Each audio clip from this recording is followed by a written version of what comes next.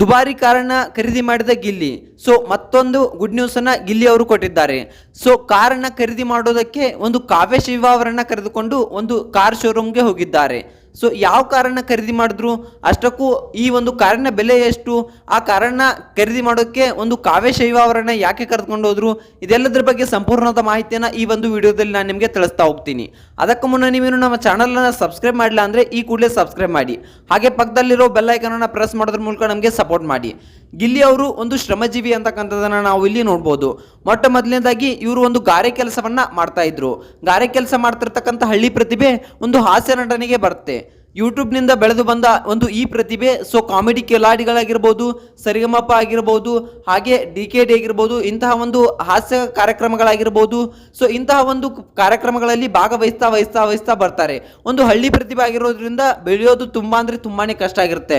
ಯಾಕಂತಂದ್ರೆ ಹಿಂದೆ ಇನ್ಫ್ಲೂಯೆನ್ಸ್ ಇರೋದಿಲ್ಲ, ಸೊ ಹಿಂದೆ ಯಾರೂ ಇರೋದಿಲ್ಲ, ಹಿಂದೆ ಬ್ಯಾಕ್ನಲ್ಲಿ ಯಾರೂ ನಿಲ್ಲೋದಕ್ಕೆ ಇರೋದಿಲ್ಲ.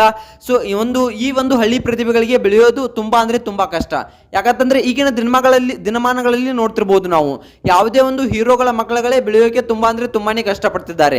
ಸೊ ಅಂಥದ್ರಲ್ಲಿ ಒಂದು ಹಳ್ಳಿ ಪ್ರತಿಭೆ ಯಾವುದೇ ಒಂದು ಹಿಂಬದಿಯಲ್ಲಿ ಒಂದು ಸಪೋರ್ಟ್ ಇಲ್ಲದೆ ಇಷ್ಟರ ಮಟ್ಟಿಗೆ ಬೆಳೆದಿದ್ದಾರೆ ಅಂದ್ರೆ ಒಂದು ಗ್ರೇಟ್ ನ್ಯೂಸ್ ಅಂತಕ್ಕಂಥದ್ದನ್ನ ನಾವು ಇಲ್ಲಿ ಹೇಳ್ಬೋದು. ಯಾಕಪ್ಪ ಅಂತಂದ್ರೆ ತಮ್ಮ ಹಾಸ್ಯದ ಮೂಲಕ ಇಡೀ ಒಂದು ಕರ್ನಾಟಕದ ಮನಸ್ಸನ್ನೇ ಗೆದ್ದಿದ್ದಾರೆ.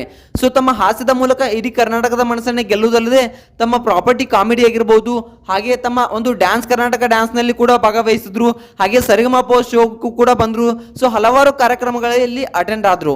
ಜೋಡಿ ನಂಬರ್ 1 ಕಾರ್ಯಕ್ರಮ ಆಗಿರ್ಬೋದು, ಹಲವಾರು ಕಾರ್ಯಕ್ರಮಗಳಲ್ಲಿ ಅಟೆಂಡ್ ಆಗಿ ಸೊ ತಮ್ಮ ಒಂದು ಪ್ರಖ್ಯಾತಿಯನ್ನ ಹೆಚ್ಚಿಗೆ ಮಾಡ್ಕೊಂಡ್ರು. ಆಂಕರ್ ಅನುಶ್ರೀ ಜೊತೆ ಇರುವಂತಹ ಒಡನಾಟ ಆಗಿರ್ಬೋದು, ಇವ್ರದ್ದು ತುಂಬಾನೇ ಒಂದು ಒಳ್ಳೆ ಕ್ಲೋಸ್ ಆದ್ರು. ಎಲ್ರಿಗೂ ಕೂಡ ಒಂದು ಒಳ್ಳೆಯ ಒಂದು ಮಿತ್ರನಾಗಿ, ಒಂದು ಸ್ನೇಹಿತನಾಗಿ ಒಂದು ಕಾಣಿಸಿಕೊಂಡ್ರು. ಅಂತಹ ಪ್ರತಿಭೆ ಒಂದು ಬಿಗ್ ಬಾಸ್ ಸೀಸನ್ಗೆ ಹೋಯ್ತು.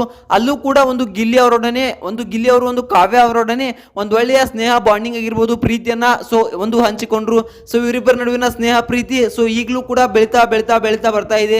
ಈಗಲೂ ಕೂಡ ಬೆಳೀತಾ ಬಂದು ಸೊ ಒಂದು ಒಳ್ಳೆಯ ಒಂದು ಹಂತಕ್ಕೆ ಬಂದು ನಿಂತಿದೆ, ಮದುವೆ ಆಗುವ ಹಂತಕ್ಕೆ ಬಂದು ನಿಂತಿದೆ ಅಂತಕ್ಕಂಥದ್ದನ್ನು ನಾವು ಇಲ್ಲಿ ಮತ್ತೊಮ್ಮೆ ವಿಚಾರವನ್ನ ಮಾಡ್ಬೋದು, ಮತ್ತೊಮ್ಮೆ ಹೇಳ್ಬೋದು. ಯಾಕಪ್ಪ ಅಂತಂದ್ರೆ ಗಿಲ್ಲಿ ಅವರು ಹಾಗೆ ಕಾವ್ಯ ಅವರು ಇವರು ಒಂದು ಒಳ್ಳೆಯ ಸ್ನೇಹಿತರಾಗಿದ್ದಾರೆ. ಬಿಗ್ ಬಾಸ್ ಮುಗಿದ ಒಂದು ಕೆಲವು ಒಂದು ವಾರಗಳಲ್ಲಿ ಎಲ್ಲರನ್ನು ಮರೆಯುವಂತ ಬಿಗ್ ಬಾಸ್ನ ಜನರು ಇವತ್ತು ಇವರು ಒಂದು ಯಾವ ರೀತಿಯಾಗಿದ್ದಾರೆಪ್ಪ ಅಂತಂದ್ರೆ, ಬಿಗ್ ಬಾಸ್ ಮುಗಿದು ಇಷ್ಟು ತಿಂಗಳಾದರೂ ಕೂಡ ಒಬ್ಬರನ್ನೊಬ್ರು ಎಲ್ಲೂ ಬಿಟ್ಟುಕೊಟ್ಟಿಲ್ಲ. ಹಲವಾರು ಕಾರ್ಯಕ್ರಮಗಳಿಗೆ ಬಂದರೂ ಕೂಡ ಒಂದು ಜಂಟಿಯಾಗಿ ಬಂದಿದ್ದಾರೆ, ಒಂಟಿಯಾಗಿ ಎಲ್ಲೂ ಕೂಡ ಬಂದಿಲ್ಲ. ಒಂದು ಇಬ್ರು ಕೂಡ ಈಗಲೂ ಕಾಲ್ನಲ್ಲಿ ಮಾತಾಡ್ತಾರೆ, ಇಬ್ರು ಕೂಡ ಈಗಲೂ ಮೀಟ್ ಆಗ್ತಾರೆ.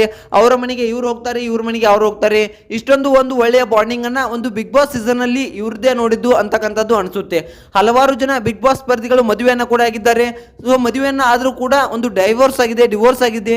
ಈ ರೀತಿಯ ಪ್ರತಿಭೆಗಳಲ್ಲಿ ಇದು ಒಂದು ಅದ್ಭುತವಾದ ಪ್ರತಿಭೆ ಅಂತಕ್ಕಂಥದ್ದನ್ನ ನಾವು ಇಲ್ಲಿ ಹೇಳ್ಬೋದು. ಅಷ್ಟಕ್ಕೆ ಒಂದು ಹಲವಾರು ಒಂದು ಶ್ರಮಜೀವಿ ಅಂತಕ್ಕಂಥದ್ದನ್ನ ನಾವು ಇಲ್ಲಿ ಹೇಳ್ಬೋದು. ಯಾಕಪ್ಪ ಅಂತಂದ್ರೆ ಗಿಲ್ಲಿ ಅವರು ಒಂದು ಬಿಗ್ ಬಾಸ್ ನಿಂದ ಬಂದಾದ ತಕ್ಷಣ ಒಂದು ಬಿಡುವಿಲ್ಲದೆ ಕಾರ್ಯಕ್ರಮಗಳಿವೆ. ಕಾರ್ಯಕ್ರಮಗಳ ನಡುವಿನಲ್ಲಿ ಒಂದು ಯಾವುದೇ ಒಂದು ಕಾರ್ಯಕ್ರಮಗಳನ್ನ ಮಿಸ್ ಮಾಡ್ಕೊಂಡಿಲ್ಲ. ಯಾಕಪ್ಪ ಅಂತಂದ್ರೆ ದಿನಕ್ಕೆ ಒಂದು 4 ರಿಂದ 5 ಕಾರ್ಯಕ್ರಮಗಳಿಗೆ ಗಿಲ್ಲಿ ಅವರಿಗೆ ಇದ್ದೇ ಇರ್ತಿದ್ವು. ಸೊ ಒಂದೊಂದು ಕಾರ್ಯಕ್ರಮಗಳಿಗೂ 40 ರಿಂದ 50 ಸಾವಿರ ಹಣವನ್ನ ಪಡೆದ್ರು ಕೂಡ ದಿನಕ್ಕೆ 2 ರಿಂದ 3 ಲಕ್ಷ ಹಣವನ್ನ ಗಿಲ್ಲಿ ಅವರು ಗಳಿಸ್ತಾ ಇದ್ರು. ಈ ರೀತಿಯಾದ ಮಧ್ಯೆ ಸೊ ಅವರಿಗೆ ಹೋಗೋಕೆ ಬರೋಕೆ ತುಂಬಾ ಅಂದ್ರೆ ತುಂಬಾನೇ ಕಷ್ಟ ಆಗ್ತಾ ಇತ್ತು.